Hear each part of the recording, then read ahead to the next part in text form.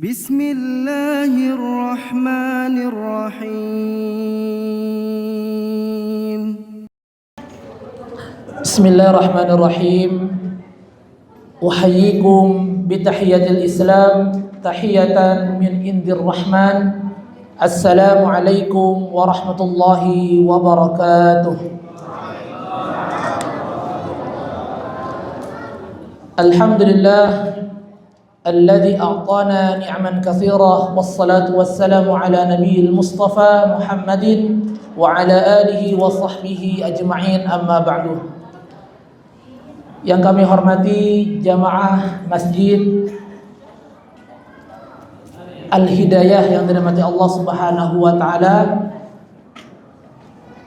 yang tadi sudah kita awali dengan kegiatan qiraatil Quran surat Yasin sebanyak 3 kali. Alhamdulillah kita bisa melanjutkan kegiatan kita dalam rangka mengisi nisfu Sya'ban pada malam hari ini dengan sama-sama mengkaji, sama-sama sharing terkait dengan apa yang kita akan lakukan di bulan Sya'ban dan apa yang akan kita lakukan di bulan Ramadan.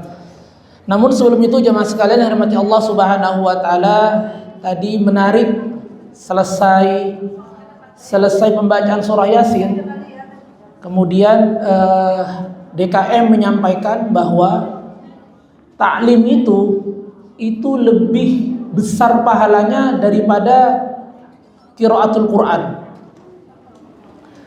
Saya teringat betul dengan peristiwa yang pertama, yaitu yang terjadi pada sahabat Rasulullah SAW ketika Rasulullah dan sahabat ini sedang berada di sebuah kuburan. Kemudian Rasulullah menyampaikan, sungguh kata Rasulullah, ahli kubur itu disiksa oleh Allah Subhanahu wa taala dengan siksa yang sangat pedih, kata Rasulullah. Kemudian sahabat bertanya, apakah karena dia melakukan dosa besar, wahai Rasulullah? Jawab Rasulullah, tidak. Dosa yang dilakukan bukan dosa besar, tetapi diazab oleh Allah dengan azab yang sangat pedih. Apa dosa yang dilakukannya? Sepele. Persoalan pipis. Jadi ketika seseorang itu dia buang hajat, dia pipis, namun tidak tuntas pipisnya, tidak didehem, Pak. Kalau kita ibu-ibu sebentar ya, bapak dulu nih, didorong Pak, dipastikan tidak ada yang tersisa. Apa akibatnya? Ketika tidak sempurna bersucinya, istinjanya tidak sempurna, akibatnya ketika sholat posisi perut mulai nekuk, Allahu Akbar, keluar sedikit, akhirnya sarung yang dipakainya najis, sholatnya tidak sah. Bayangkan, cuman persoalan pipis, menyepelekan pipis, tidak tahu ilmu istinja, cara bersuci. Oleh karena itu kedudukan ilmu luar biasa, Pak, luar biasa. Yang kedua, ini kita lagi sholat di pondok pesantren. Tadi ketua DKM nanya, Ustadz, LC mana? Jawabannya lulusan Ciputat, Pak. LC-nya LC Ciputat. Jadi kebetulan pondok pesantren kita juga LC Cilandak. Jadi lulusan Ciputat dan Cilandak. Nah, di pondok kita kuliah sambil tinggal di pondok juga, sambil ngajar juga sambil di pondok. Nah, datanglah rombongan jenderal, Pak, ikut kajian. Jenderal bareng bersama kita sholat. Di antara jenderal ini mempersilahkan ada bapak-bapak yang sudah sepuh disuruh menjadi imam. Kebetulan kiai menyampaikan uzurnya datang telat, langsung dipimpin oleh orang sepuh, Pak, sepuh. Salat. Allahu Akbar. Langsung. Bismillahirrahmanirrahim. Amma yatasaalun. Kata makmum, subhanallah. Amma yatasaalun. Makin kencang, Pak. Subhanallah. Tiga orang di belakang. Makin dimantapin. Bismillahirrahmanirrahim. Amma yatasaalun. Subhanallah. Yang di belakang. Noleh, Pak. Ada apa sih? Belum baca Al-Fatihah, Pak Haji. Akhirnya diulang, Pak, salat. Oh iya, lupa. Allahu Akbar, salat. Baca Al-Fatihah, kemudian setelah salat rakaat pertama, Assalamualaikum warahmatullah. Subhanallah. Ada apa lagi? 3 makmum di belakang, Pak. 3 makmum mengatakan, Mas, baru 1 rakaat, Pak Haji. Langsung seketika saya berdiri. Kebetulan saya bukan di belakang shaf, di belakang imam, bukan. Saya di belakang imam, tapi nomor 3, Pak. Di belakang imam ada 3 orang, yang 3-tiganya ngobrol semua. Maaf nih, ini purnawirawan nih, maaf nih. Sepuh-sepuh, Pak. Nah, saya di urutan keempat. Langsung saya berdiri, Allahu Akbar. Saya baca Al-Fatihah sampai selesai. Di samping saya yang tadi imam, bingung dia. Kok ada imam 2 ya, dia bingung. Gimana? Ilmu, Pak, ilmu. Bubar sholat kalau tidak ada ilmu. Sama seperti kalau di Al-Hidayah, insya Allah nggak ada, Pak. Di sono, di Jakarta Utara, imam sholat, imamnya enak banget, masya Allah enak. Ketika ngucapin salam, Assalamualaikum warahmatullah. Assalamualaikum warahmatullah. Imam baru mau salam kedua, makmum udah selesai duluan, Pak. Bubar gara-gara ilmu. Oleh karena itu, jamaah sekalian dirahmati Allah Subhanahu wa taala, kedudukan ilmu luar biasa. Yarfa'illahu alladhina amanu minkum walladhina utul ilma darajat, kata Allah Subhanahu wa taala. Baik, jamaah sekalian dirahmati Allah Subhanahu wa taala, alhamdulillah kita bersyukur kepada Allah. Pada malam hari ini Allah berikan kesempatan kepada kita untuk kita berjumpa dengan bulan Sya'ban, dan mudah-mudahan insyaallah sebentar lagi kita akan berjumpa dengan Ramadan. Pada malam hari ini jemaah sekalian dirahmati Allah Subhanahu wa taala, saya ingin sharing terkait dengan nisfu Sya'ban dari 3 sudut pandang. Dari 3 sudut pandang, dari 3 kacamata yang kita bisa lihat. Yang pertama, kita mau melihat Sya'ban itu dari sisi sejarah, Pak. Dari sisi sejarah. Kemudian yang kedua, kita akan bicara Sya'ban itu dari sisi adillah wal fadilah. Kenapa? Karena kita beramal butuh dalil. Kita beramal butuh dalil. Tidak termotivasi kita kalau kita tidak punya landasan yang kuat dalam amal kita. Tidak kuat. Makanya, Pak, kurang-kurang ilmu, kurang-kurang pemahaman itu bikin bubar jamaah. Maka coba kita perhatikan. Di sini insya Allah nggak ada nih. Kalau Ramadan itu masuk di pekan pertama, jamaah banyak. Tapi pekan kedua dan pekan ketiga itu mulai ada kemajuan. Ada kemajuan, Pak. Apalagi pekan keempat lebih maju lagi. Kenapa? Kurang ilmu itu bikin kendor.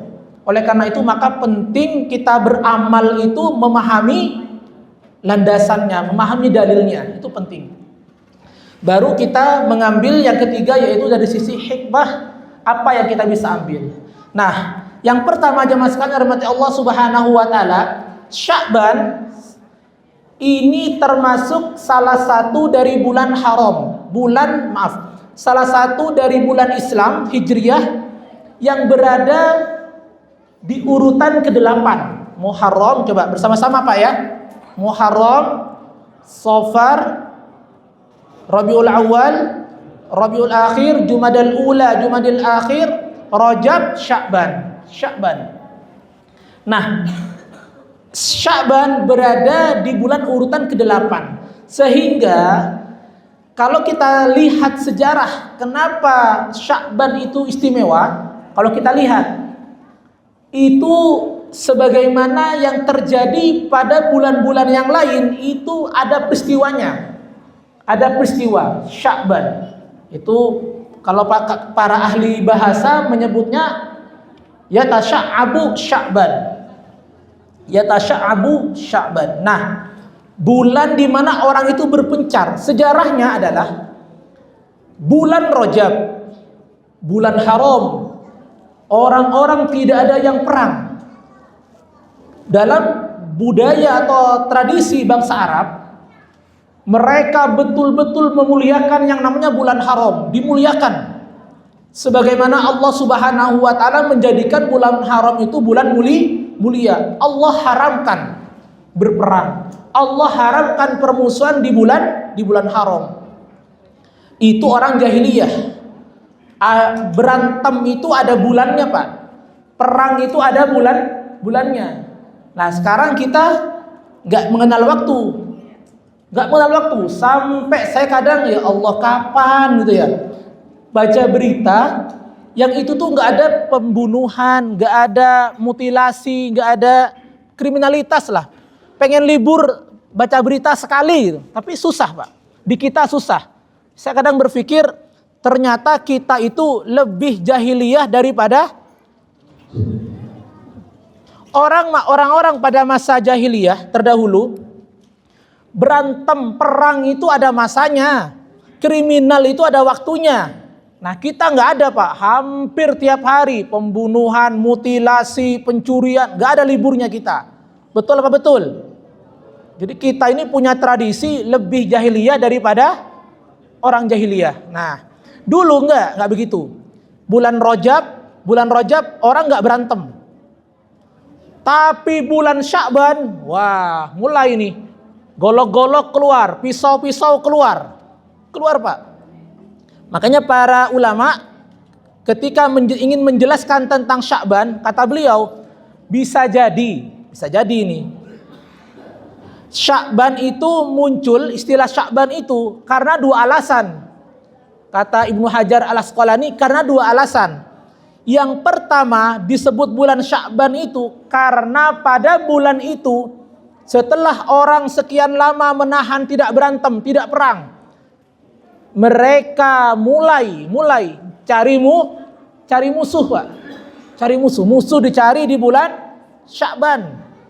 Yang kedua, kata Ibnu Hajar, disebut Sya'ban atau menyebar itu karena ketika bulan Sya'ban orang-orang itu sibuk cari air, sibuk cari harta, sibuk cari simpenan di bulan Sya'ban. Itulah kenapa namanya Sya'ban. Kalau bahasa kita bulan di mana ngumpulin gitu. Ngumpulin apa? Yang pertama ngumpulin air atau harta, yang kedua ngumpulin musuh. Bulannya berantem. Nah, nih datang Islam. Rasulullah SAW datang membawa keimanan, membawa ajaran, membawa syariat dari Allah Subhanahu wa taala. Akhirnya apa yang terjadi? Yang terjadi adalah ini, Pak. Nih, muncul dalil dari Rasulullah SAW. Ketika cucu angkat dari anak angkat beliau yang bernama Zaid bin Harithah memiliki seorang anak bernama Usamah bin Zaid. Usamah bin Zaid ini, jamaah sekalian, ini adalah cucu kesayangannya Rasulullah. cucu angkat sebenarnya. Karena kalau cucu aslinya dari Ali bin Abi Thalib dan Fatimahuz Zahra. Tapi dari anak angkat beliau punya anak atau punya cucu angkat yang bernama Usamah bin Zaid. Usamah selalu melihat Rasulullah SAW itu luar biasa amalannya ketika bulan Sya'ban. Sebagaimana nanti Ibunda Aisyah juga menceritakan sama Pak. Sama. Nah, Usamah bertanya kepada Rasulullah SAW, wahai Rasulullah, kami tidak melihat engkau berpuasa sebanyak pada bulan Sya'ban. Lebih banyak berpuasa pada bulan Sya'ban. Apa kata Rasulullah? Ini nih Pak. Dzalika syahrun, kata Rasulullah, yaghfulun nasu an. Bulan Sya'ban adalah bulan di mana manusia lalai. Bulan Rajab mereka memperhatikan hukum-hukum Allah, tapi tidak bulan Sya'ban. Yaghfulun nasu an. Mereka lalai pada bulan Sya'ban. Wa huwa syahrun baina Rajab wa Sya'ban. Itu adalah baina Rajab wa Ramadan. Antara Rajab dan Ramadan. Wa huwa syahrun. Nah, ini yang malam ini kita lakukan nih, yang malam ini kita amalkan. Wa huwa syahrun turfa'u fihi al-a'mal ila rabbil alamin. Pada bulan Sya'ban itu diangkat oleh Allah Subhanahu wa taala amal-amal manusia, catatan-catatan amal manusia kepada Allah Subhanahu wa taala di bulan apa? Sya'ban. Di bulan Sya'ban. Fa uhibbu, kata Rasulullah sallallahu alaihi wasallam, an yurfa amali wa ana shaim. Saya kepengen, saya suka, kata Rasulullah, ketika amalku diangkat kepada Allah, saya dalam keadaan berpuasa. Itulah kenapa bulan Sya'ban Rasulullah SAW hebat berpuasanya. Semangat luar biasa berpuasa di bulan Sya'ban. Sama Pak, sama ketika Ibunda Aisyah menceritakan tentang puasa Rasulullah SAW di bulan Sya'ban. Apa kata Ibunda Aisyah? Wa ma ra'aituhu aktsara siyaman minhu fi Sya'ban. Saya tidak melihat ada bulan selain Sya'ban yang Rasulullah puasanya sebanyak itu. Nah, sebanyak itu. Sehingga jemaah sekalian, poin yang kita bisa ambil yang pertama adalah bahwasanya bulan Sya'ban adalah bulan di mana amal-amal kita diangkat oleh Allah Subhanahu wa taala. Kapan itu waktunya? Dijelaskan dalam hadis yang lain. Yattali'ullahu ila jami'i khalqihi lailatan nisfi min Sya'ban fayaghfiru li jami'i khalqihi illa li musyrikin aw musyahin, kata Rasulullah. Hadis sahih. Kenapa kita mengambil yang sahih? Karena nanti kalau kita mengambil hadis yang maudhu, hadis yang palsu, itu kita beramal kadang nggak pas Pak, nggak pas. Contoh nih, ini kalau salah ngambil hadis nih, tidak sahih atau maudhu diambil. Kalau hadis itu dhaif kemudian didukung oleh hadis yang lain, naik derajatnya menjadi hasan, bagus. Tapi kalau hadis itu maudhu, tertolak Pak. Contoh misalnya maudhu, contoh naumus shaim ibadah wa sumtuhu tasbih. Tidurnya orang yang berpuasa itu adalah ibadah. Betul? Ragu-ragu. Jangan, yang kompak. Naumus shaim ibadah. Tidurnya orang yang berpuasa adalah ibadah. Betul? Nih. Salah-salah ngambil hadis maudhu. Apa yang terjadi akhirnya?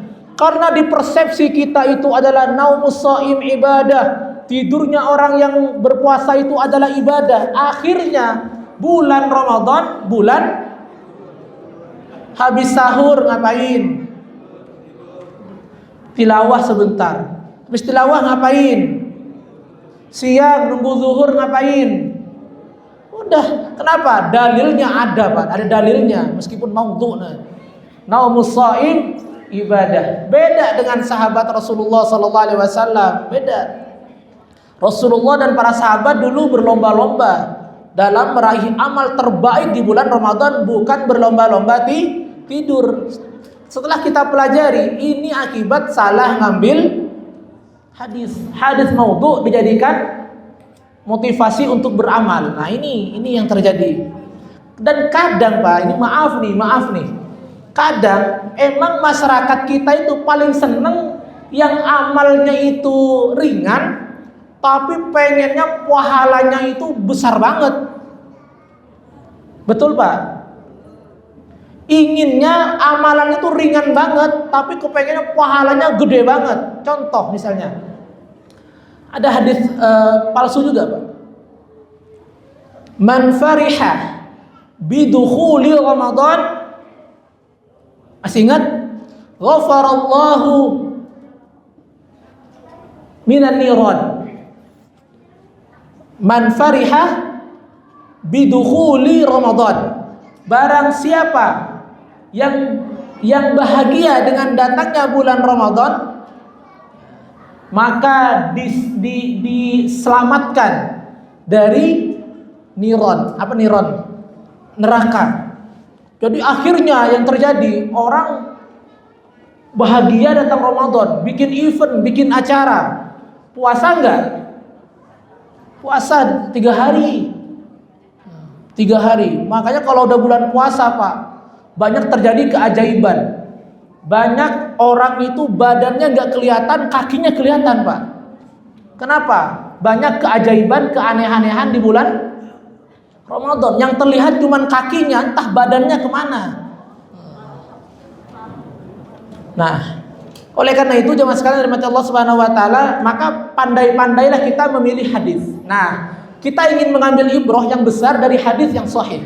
Yang pertama jemaah sekalian, yattali'ullahu ila khalqihi. Nah, berarti ila jami'i khalqi. Allah Subhanahu wa taala melihat, mengawasi, mendatangi kita pada laila, pada malam an-nisfi setengah min Sya'ban. Pada malam nisfu Sya'ban.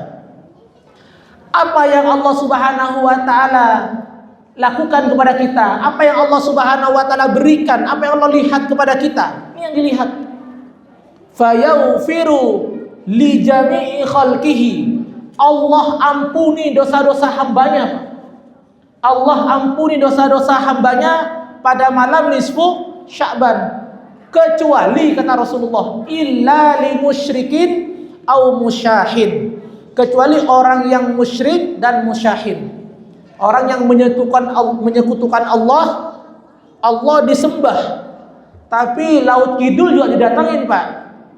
Allah disembah, tapi kalau mau panen ada yang dibawa ke ladang itu, dibawa. Apa katanya?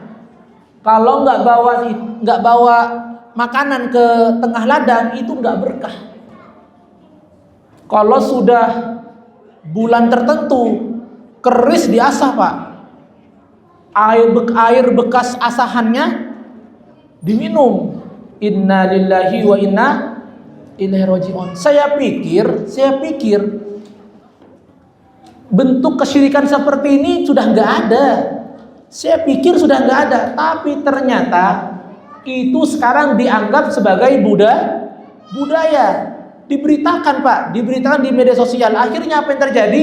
Kesyirikan dianggap biasa, naturalisasi kesyirikan. Ingat, Allah tidak ampuni dosa musyrik, tidak diampuni oleh Allah.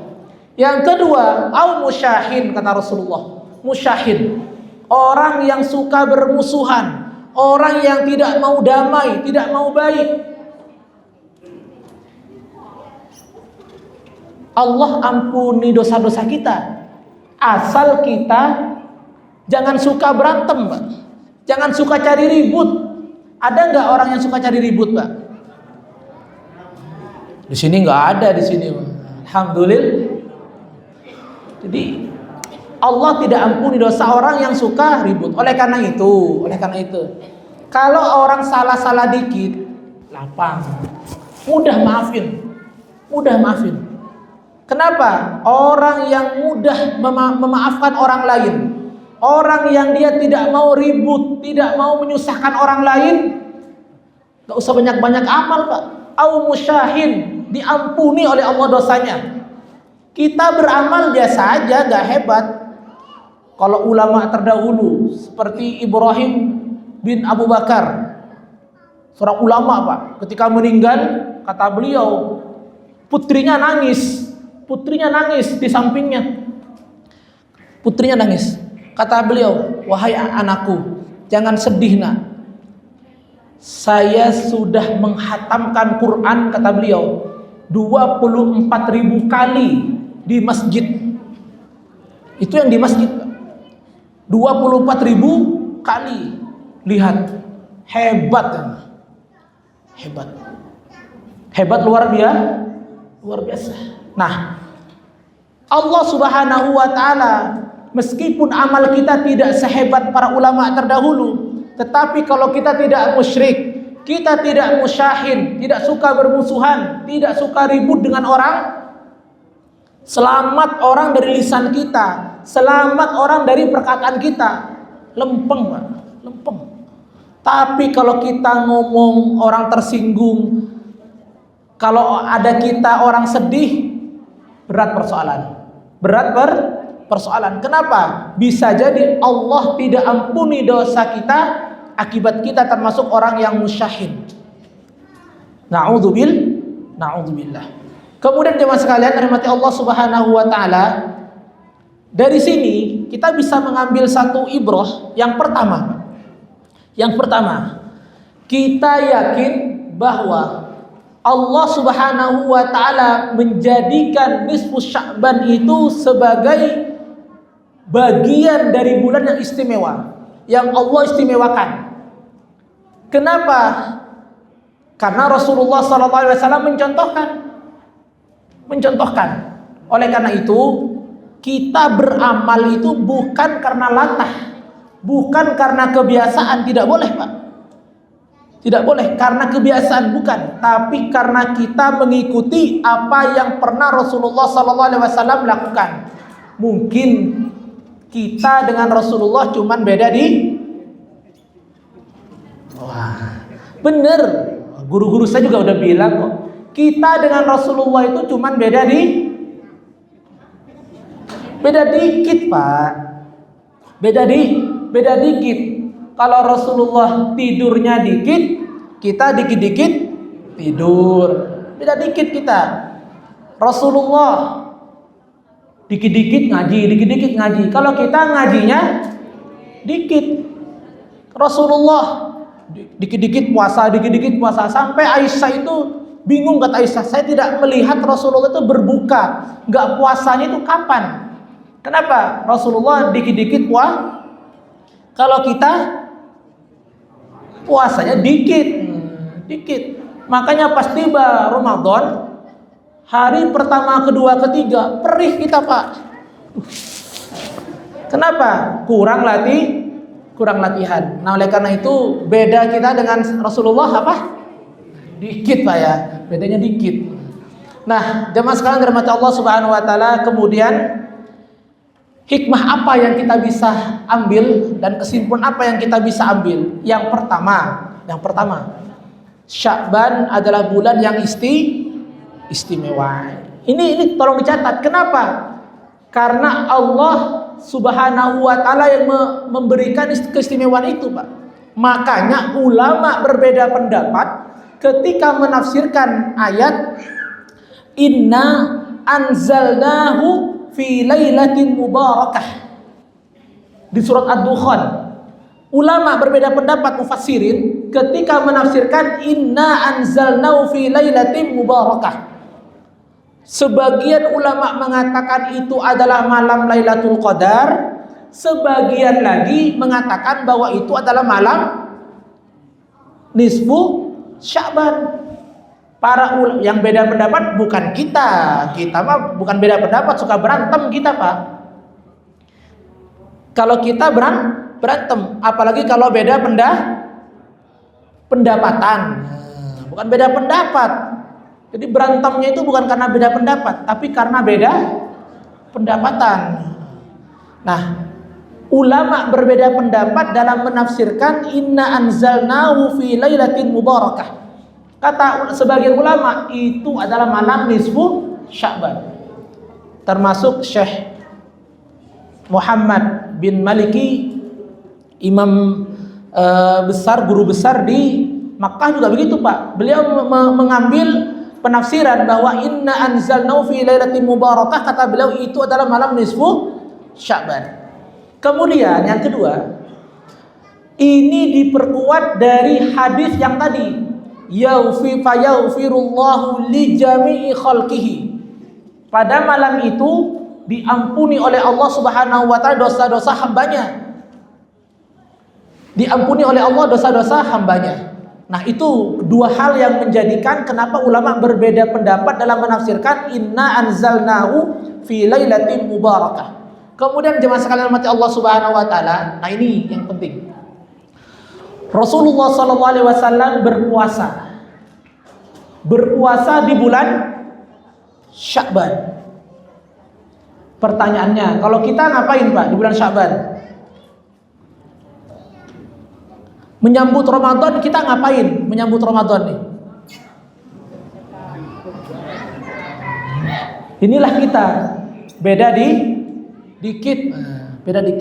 Rasulullah sallallahu alaihi wasallam beliau berpuasa di bulan Sya'ban. Berpuasa. Kenapa? Karena Rasulullah sallallahu alaihi wasallam melihat, Pak,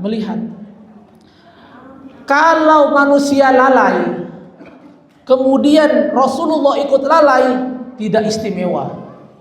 Amalan itu kalau berbeda dengan kebanyakan orang yang lain, mereka lalai, kemudian Rasulullah tidak lalai, ini hebat. Sama di hadis, misalnya ada hadis lain. Contoh begini, Ya ayuhan nas, kata Rasul, afsus salam wa at'imut ta'am wasilul arham wasallu bil laili wan nasun niyam tadkhulu jannata bisalam. Hadis. Jadi Rasulullah menyampaikan ya ayuhan nas, sama seperti tadi Ustadz Makhraji, Ustadz sampaikan, Ustadz sapaan itu ya ayuhan nas, sama Ustadz. Rasulullah dulu nggak ada, Pak, yang kami hormati ketua kabilah Quraisy, yang kami hormati ketua suku Aus dan Khazraj. Nggak begitu, Pak. Ya ayuhan nas, wahai manusia, kata Rasulullah. Afsus salam, tebarkan salam. Wa at'imut ta'am, bagi makanan. Kalau kita namanya apa? Sedekah Jumat ya. Jumat berkah. Bagi makan, kata Rasulullah. Afsus salam, wa at'imut ta'am, wasilul arham, sambung silaturahim. Jangan nunggu Idul Fitri, jangan. Kelamaan, Pak. Kelamaan. Sambung silaturahim. Wasilul arham. Wasallu bil laili wan nasun niyam. Nah, nih, garis bawah ini. Wasallu bil laili wan nasun niyam. Dan salatlah di kala malam, di saat manusia sedang pules-pulesnya tidur, salat kita.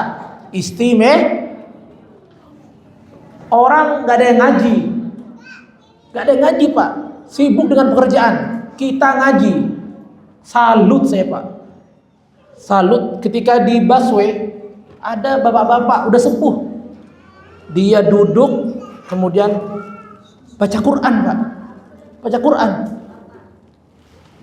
Jadi orang sibuk, orang lalai, kita ingat Allah Subhanahu wa taala hebat. Itulah Rasulullah dulu begitu. Manusia lalai pada bulan Sya'ban, Rasulullah tidak. Kemudian jemaah sekalian, yang kedua, ini yang perlu kita lakukan adalah sebentar lagi Ramadan.